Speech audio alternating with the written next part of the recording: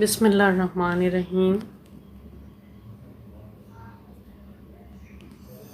السلام علیکم students. Metropolitan foundation school,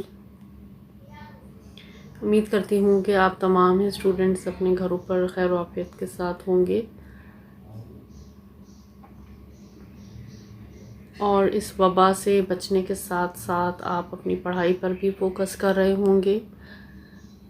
اپنی روٹین بنائیے اور گھر میں اپنا پڑھنے کا ٹائم ضرور ڈیسائیڈ کر لیں کہ آپ کو کس وقت بیٹھ کے آپ کو ریڈنگ لرننگ کرنی ہے، تاکہ آپ کے پیپرز کی تیاری بھی آسانی سے ہو سکے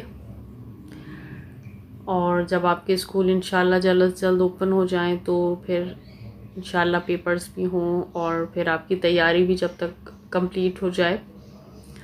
تو اس وقت آپ لوگ گھروں میں ہیں تو آپ کے پاس اچھا ٹائم ہے اپنی امتحانات کی تیاری کرنے کا، جو کہ آپ لوگ ضرور کریں۔ اس ٹائم کو آپ ضائع نہ کریں، کیونکہ گھروں میں ہیں تو آپ اپنی تیاری بہت اچھے طریقے سے کر سکتے ہیں۔ اپنی گھر کی روٹین بنائیے اور اس روٹین کو، اس شیڈیول کو فالو بھی کیجیے۔ کلاس پنجم اردو اسٹوڈنٹس، یہ آپ کی ریویژن ورک ہے، ریویژن آپ کا ہے یہ، کیونکہ جب اسکول بند ہوئے تو ریویژن ورک ہی چل رہا تھا، تو جو کہ باقی تھا وہ ہم باقی اب ریویژن ورک کر رہے ہیں۔ تو یہ ریویژن ویڈیو ہے اور نیو اسٹوڈنٹس کے لیے بھی بہت زیادہ ہیلپ فل رہے گی، جنہوں نے ابھی ایڈمیشن لیا ہے اور وہ کچھ چیپٹرس ریڈ نہیں کرے ہیں، ان کے لیے بھی بہت ہیلپ فل رہے گا یہ سب کچھ، اور ان بچوں کے لیے بھی جو پڑھ چکے ہیں انہیں بھی یاد کرنے میں بہت زیادہ ہیلپ ہوگی۔ سبق کا نام ہے اسٹوڈنٹس کتاب کی کہانی۔ میں ایک کتاب ہوں، میری حیثیت ایک استاد، شفیق دوست اور کسی بڑے رہنما سے کسی طور کم نہیں۔ میں ایک قیمتی خزانہ ہوں اور اس خزانے سے فائدہ اٹھانا ہر شخص کا فرض ہے۔ میں کیا ہوں اور میری تخلیق کا مقصد کیا ہے، یہ تو آپ کو معلوم ہی ہے کہ میں حروف اور الفاظ کا مجموعہ ہوں۔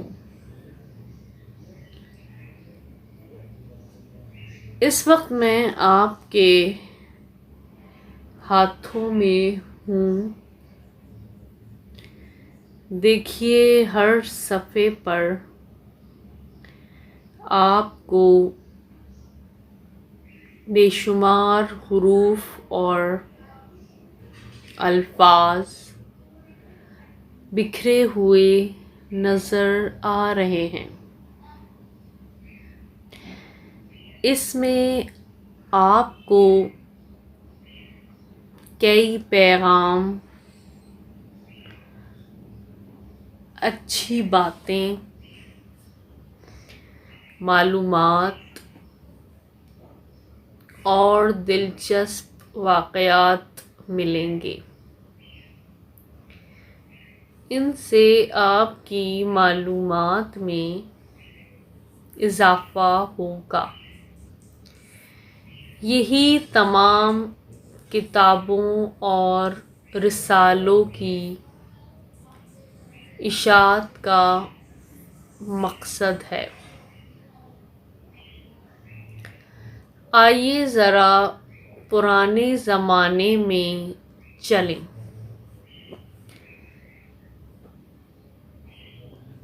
پہلے کتابیں درختوں کے پتوں، چھال، چمڑے اور سوتی ریشمی کپڑوں پر لکھی جاتی تھیں۔ قدیم بابل اور شام میں کتاب اس اینٹ یا تختی کو کہتے تھے جس پر کچھ علامات کندہ ہوتی تھیں۔ مصر، روم اور یونان میں کتاب نقشے کی طرح لکڑی پر لپٹے ہوئے اس چرمی کاغذ کو کہا جاتا تھا جس پر عبارت لکھی ہوئی ہوتی تھی۔ پہلے کتابیں ہاتھوں سے لکھی جاتی تھیں۔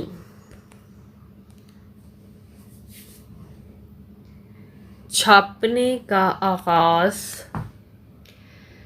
15ویں صدی میں یورپ سے ہوا۔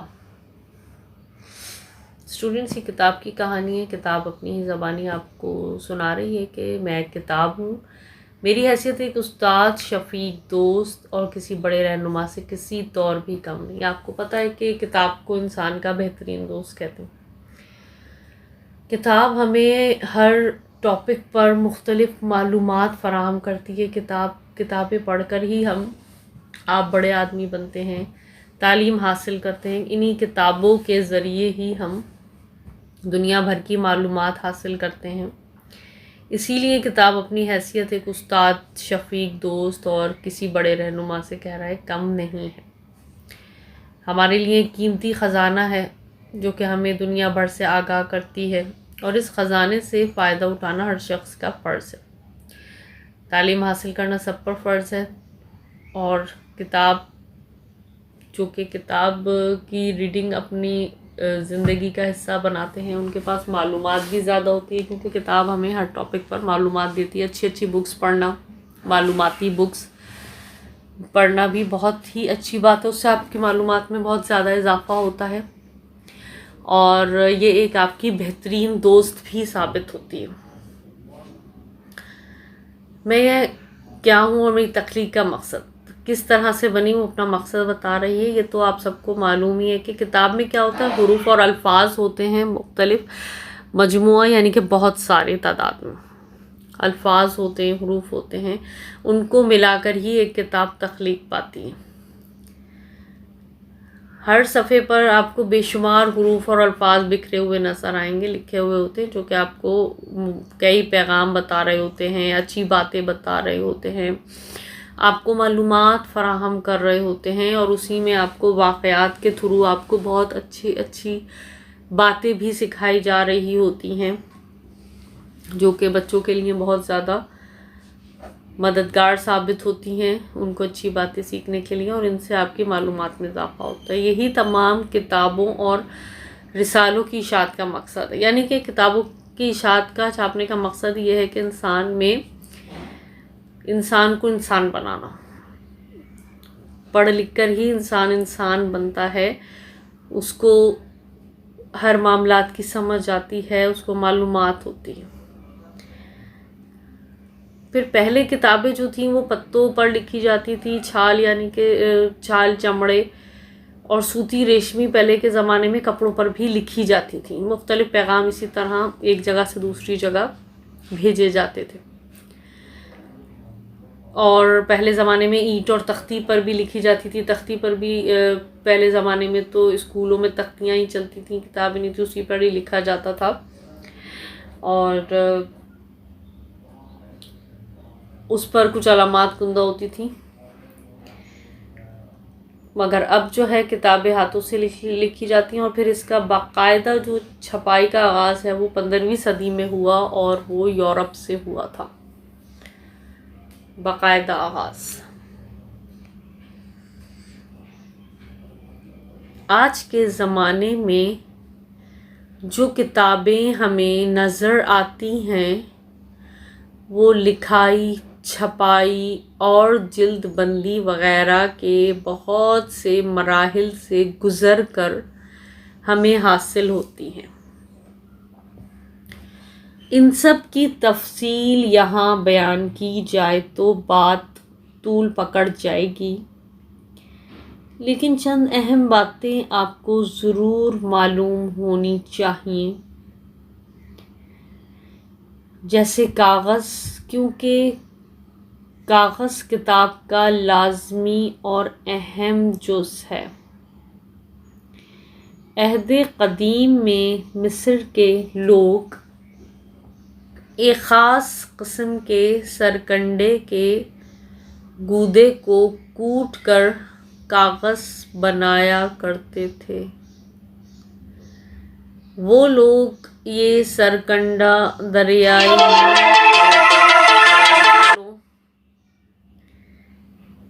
سے حاصل کرتے تھے۔ کئی صدیوں بعد چین اور جاپان کے لوگوں نے چھپائی کے لیے جو کاغذ استعمال کیا وہ شہتوت کی لکڑی سے بنایا جاتا تھا۔ پھر اہل یورپ نے کاغذ بنایا، اس کے لیے گلے ہوئے چیتھڑے استعمال کیے گئے۔ اب کاغذ لکڑی کے گودے اور گھاس وغیرہ سے بنایا جاتا ہے۔ پہلے کس طرح کتابیں لکھی جاتی تھیں؟ سوتی اونی کپڑے پہ، چھال پہ، اور اب جو آپ کو کتابیں آپ کے پاس ہیں وہ بہت سے مراحل سے، بہت سے پروسیس سے گزر کر بنتی ہیں، جیسا کہ آپ کو بتایا گیا ہے، پہلے لکھائی، پھر چھپائی، پھر ان کی جلد بندی کی جاتی ہے۔ بہت سے مراحل سے گزر کر ہمیں وہ کتابیں حاصل ہوتی ہیں، اور اگر ہم اس کی تفصیل میں جائیں تو کہنے کے بعد بہت زیادہ طویل ہو جائے گی۔ کاغذ جو ہے کتاب کا وہ لازمی جز ہے، آپ کو دیکھا ہے کاغذ ہی ہوتا ہے کتاب کے اندر۔ تو عہد قدیم میں بتایا گیا ہے کہ سرگنڈے کے گودے کو کوٹ کر بنایا جاتا تھا کاغذ، اور پھر اس کے بعد صدیوں بعد چین اور جاپان کے لوگوں نے چھپائی کے لیے جو کاغذ استعمال کیا وہ شہتوت کی لکڑی سے بنایا گیا، لکڑی کے ساتھ کاغذ بنایا گیا تھا۔ مختلف ملکوں کا آپ کو بتایا گیا ہے کہ کس کس طرح سے وہ لوگ کاغذ کو حاصل کرتے تھے۔ اب ذرا یہ بات بھی ہو جائے کہ آج دنیا ترقی کے جس مرحلے پر ہے، اس میں ہم کتابوں سے کیا کردار ادا کیا ہے۔ سچ پوچھیں تو کتاب اگر دنیا میں نہ آتی تو انسان میں کبھی شعور پیدا نہ ہوتا۔ میری ہی وجہ سے دور دور کے لوگ ایک دوسرے کے حالات سے باخبر ہوئے۔ میں لوگوں کو دنیا کے حالات سے آگاہ کرتی ہوں، خطرات اور مشکلات سے خبردار کر کے ان سے محفوظ رہنے کے طریقے بتاتی ہوں۔ میں ان سب کی سچی ساتھی اور ہمدرد دوست ہوں۔ دن ہو یا رات، سفر ہو کہ حضر، میں ہر وقت ہر جگہ لوگوں کا ساتھ دیتی ہوں۔ تجارت ہو یا صنعت و حرفت، مذہب ہو یا سیاست، یا دنیا کا کوئی اور مسئلہ، ہر معاملے میں لوگ میری رہنمائی کے محتاج ہیں۔ علماء اور اہل دانش نے ہم کتابوں کو ستارہ نور اور چراغ ہدایت کہا ہے۔ اب یہاں بتایا گیا ہے کہ یہ سوچنے کی بات ہے، آج دنیا میں ترقی جتنی بھی ہوئی ہے ان سب میں کتابوں کا کیا کردار ہے؟ آج دنیا نے جتنی ترقی کی ہے وہ سب انسانوں نے پڑھ لکھ کر ہی، کتابوں سے ہی پڑھا ہے، جو دنیا نے آج اتنی ترقی کی ہے۔ سچ پوچھیں تو کتاب اگر دنیا میں نہ تھی تو انسان میں کبھی شعور نہ پیدا ہوتا۔ کتابیں پڑھ کر انسان میں شعور پیدا ہوتا ہے، بات کرنے کا طریقہ، اٹھنے بیٹھنے کی تمیز، بڑے چھوٹے کا ادب، اور جس بھی شعبے میں جانا چاہتے ہیں کتاب پڑھ کے ہی آپ کسی بھی اپنے شعبے کو آگے جا کے تعلیم جو حاصل کریں گے تو آپ کوئی شعبہ اپنے لیے جو چوز کریں گے پھر اس کی کتابیں ہوتی ہیں، پھر وہ کتابیں پڑھ کر آپ آگے شعبے میں جا کے کوئی بھی اسپیشلائز کرتے ہیں۔ تو کتاب بتا رہی ہے کہ وہ کتنی ضروری ہے ہر فیلڈ کے لیے۔ میری ہی وجہ سے دور دور کے لوگ ایک دوسرے کے حالات سے باخبر ہوئے۔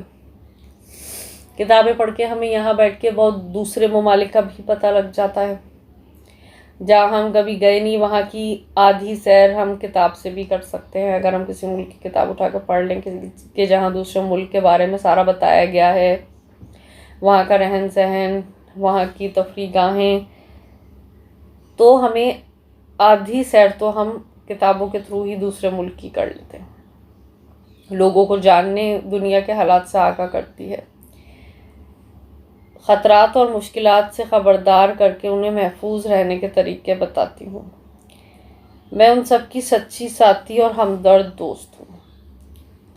مطلب کتاب آپ کو دن رات آپ کے پاس ہوتی ہے، ہر جگہ آپ لے جا سکتے ہیں ایزیلی، ہر وقت ہر جگہ لوگوں کا ساتھ دیتی ہے۔ اب انہوں نے بتایا مختلف شعبے، تجارت ہو یا صنعت و حرفت ہو، وہ کسی بھی مذہب سے تعلق ہو، سیاست یا دنیا کا کوئی اور بھی مسئلہ ہو، لوگ میری ہی رہنمائی کے محتاج ہیں۔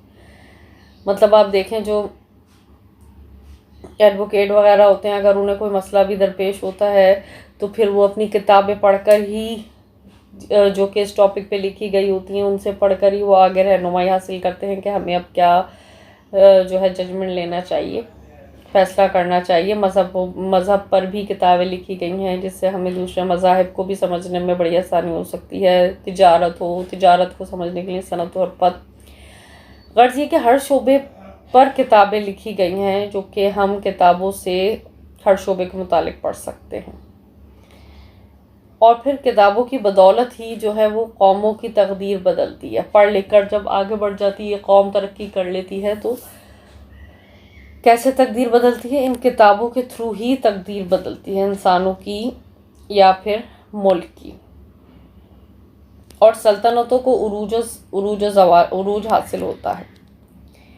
یہ ہم ہی ہیں جن کی بدولت دنیا جدید سائنسی دور سے روشناس ہوئی۔ میں اور میری جیسی اور مفید کتب نہ لکھی جاتی تو دنیا کمپیوٹر، انٹرنیٹ اور ٹیکنالوجی میں کیسے مہارت حاصل کرتی؟ ہمارا ہی مطالعہ کر کے مورخین اس نتیجے پر پہنچتے ہیں کہ دنیا ترقی کے مختلف مراحل طے کر کے موجودہ دور تک کیسے پہنچی۔